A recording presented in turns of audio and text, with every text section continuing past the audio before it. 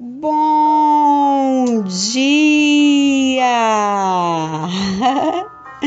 Mais uma vez, quero pedir licença a você para entrar na sua casa e levar seu café da manhã.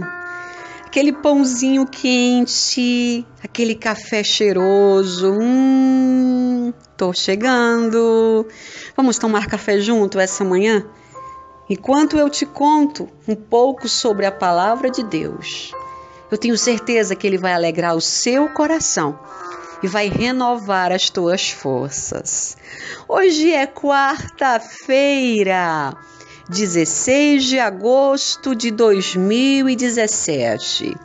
Eu sou a Bispa Virgínia Arruda e eu trago para você a palavra do dia.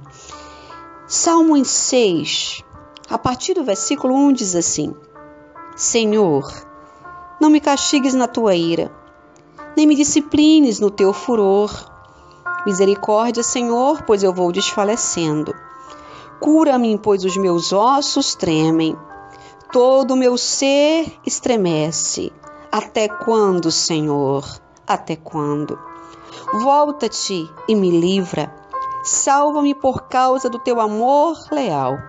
Quem morreu não se lembra de ti.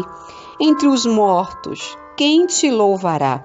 Estou exausto de tanto gemer, de tanto chorar, imundo todas as noites na minha cama, de lágrimas encharcar o meu peito.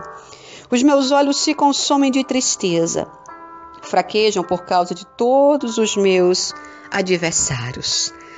Eu quero falar hoje de medo e de salvação. Há muitas coisas que podem acontecer com um homem de Deus. Davi era um homem singular. Ele era um rei, um profeta e, portanto, um líder espiritual. E o povo esperava muito dele. Sua responsabilidade era grande e ele sabia disso. No entanto, as coisas não estavam indo muito bem com ele. Pelo que se pode ver nos seus próprios escritos, ele estava passando por momentos de agonia. Mas as coisas podiam mudar. Assim cria o grande poeta e cantor de Israel. Muitas vezes não podemos senão ver sombras em nossa vida.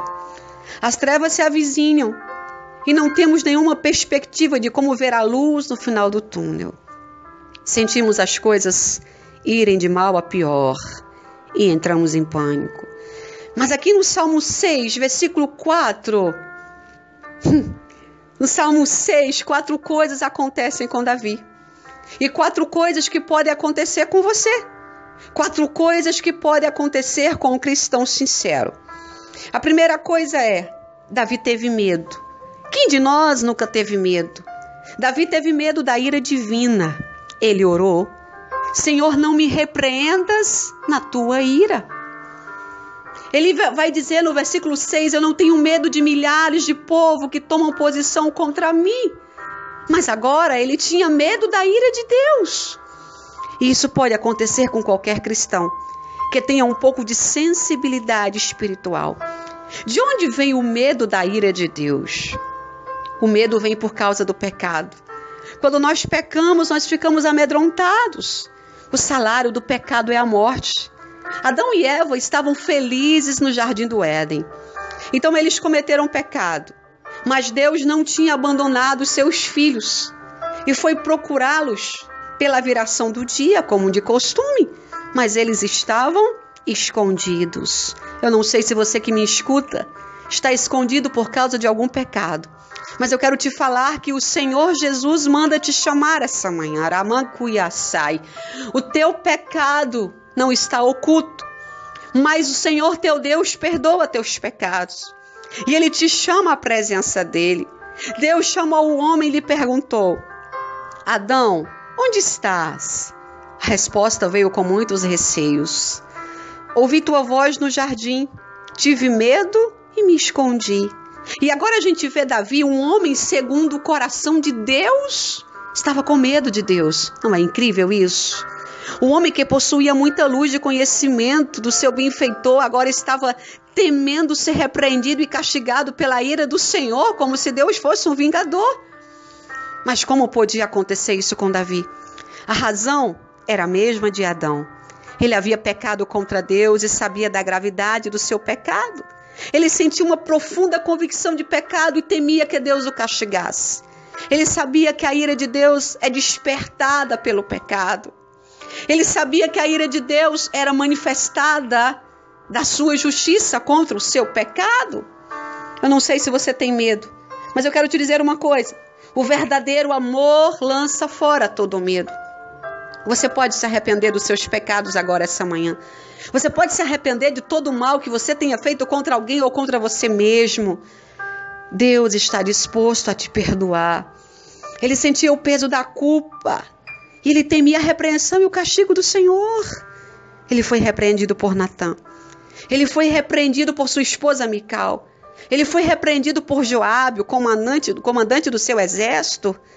A repreensão humana ele podia suportar, mas tinha medo e grande pavor de ser repreendido e castigado por um Deus irado por causa dos seus pecados. Portanto, ele tinha muitos motivos para orar desse modo. Senhor, não me repreendas na tua ira, nem me castigues no teu furor.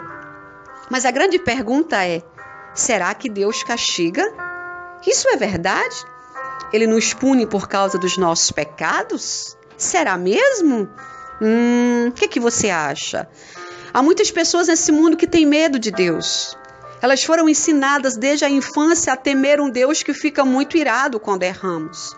E muitos pregadores, para contrapor-se a este sentimento, para consolar os que são assim atribulados, adquirem a fama de populares, pregando que Deus não castiga ninguém, porque é um Deus de amor, é um pai de amor e não castiga seus filhos que cometem erro.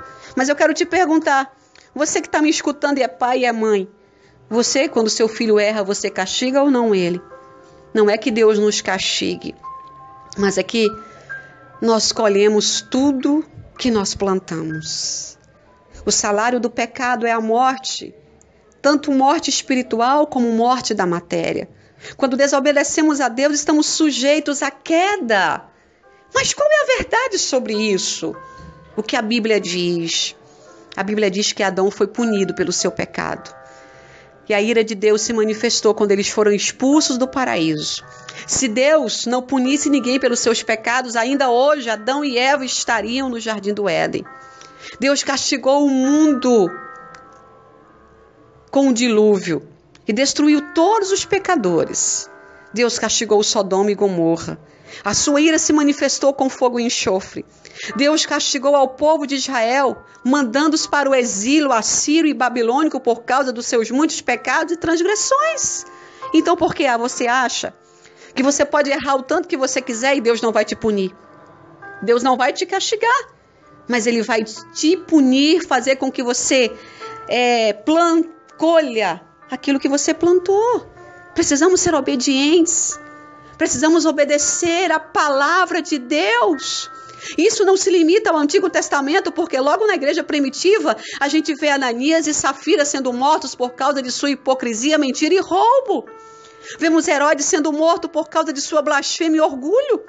E podemos ainda adicionar a ira de Deus, que se manifestando nas últimas 7 pragas contra o mundo inteiro por causa dos seus pecados. Davi conhecia a Deus. Ele teve medo de ser castigado por causa dos seus erros, porque ele era um rei teocrático e tinha que ser exemplo de justiça para o povo, além de ter uma grande luz acerca do caráter divino. A Bíblia ensina que quanto mais luz tivermos, maior será a repreensão e o castigo.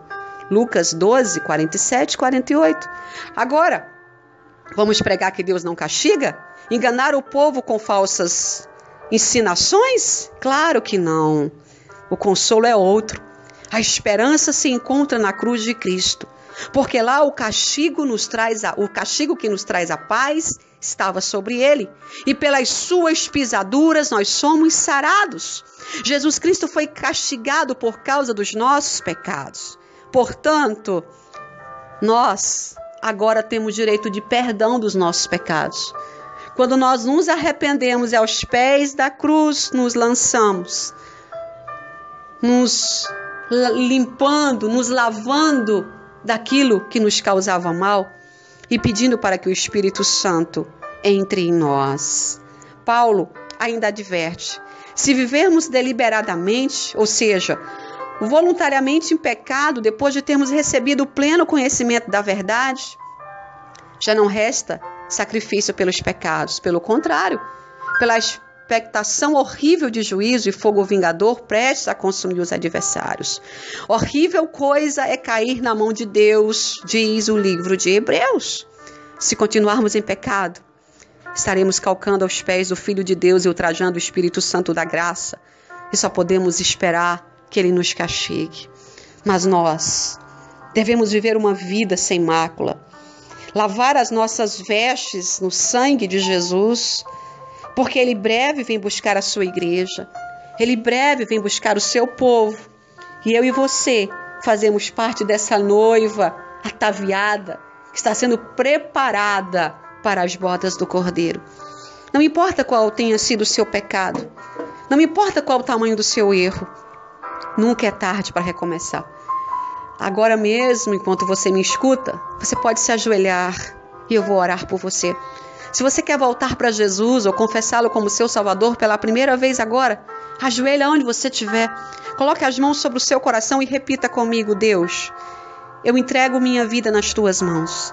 Me arrependo dos meus pecados e peço ao Senhor que me ajude a ter força para andar em santidade contigo. Pai, em nome de Jesus, eu apresento esse homem e essa mulher que nessa manhã querem ter uma vida diferente.